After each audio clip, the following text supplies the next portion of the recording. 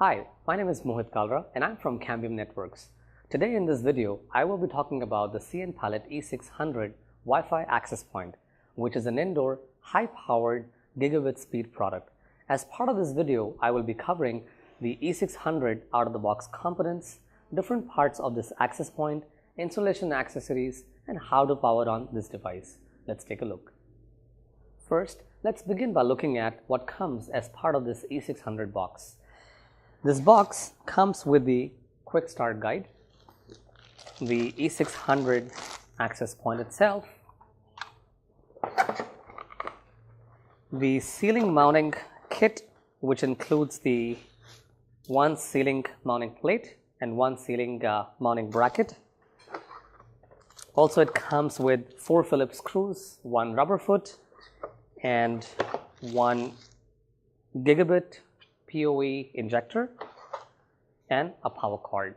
You would require a Phillips screwdriver to complete the installation. This access point is designed as a wall mount or ceiling mount. On the front panel of this device is a multicolor LED light which provides the information about this access point. When this LED is glowing amber in color, it actually signifies that the access point is powering up and initializing.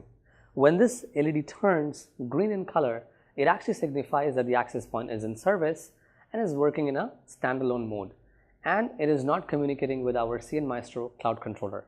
When this LED is glowing blue in color, it actually signifies that the access point is in service and is also communicating with our cnMaestro cloud controller successfully.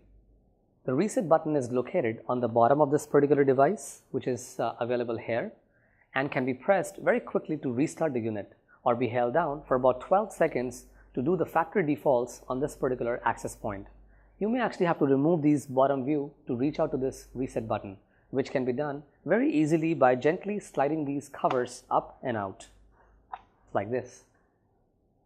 The main port is the gigabit Ethernet port, which is required to power on this particular device, and for that you actually have to run the Ethernet cable from the gigabit data plus power port from this PoE injector going into the port which is labeled as ETH1 or PoE. The other Ethernet cable has to be run from the gigabit data port of the PoE injector going into the LAN or the DHCP server. There is one additional Ethernet 2 port which is required to connect additional network devices. There are a few other ports which are available on the bottom of this particular access point.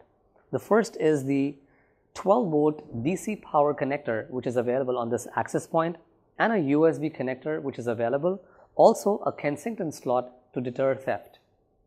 Now that we're familiar with this access point, let's take a look at how it is installed.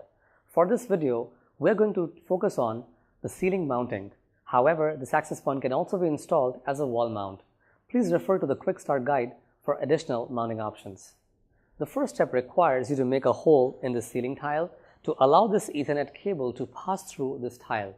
Next, we will use these 4 screws to secure the mounting plate and the mounting bracket together to be able to connect with the ceiling tile like this.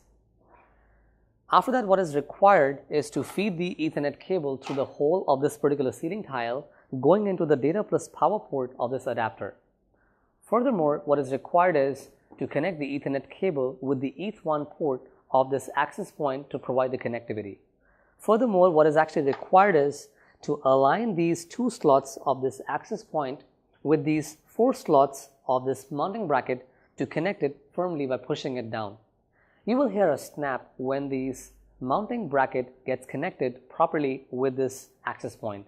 Now you can connect this ceiling tile back to the ceiling to complete the installation.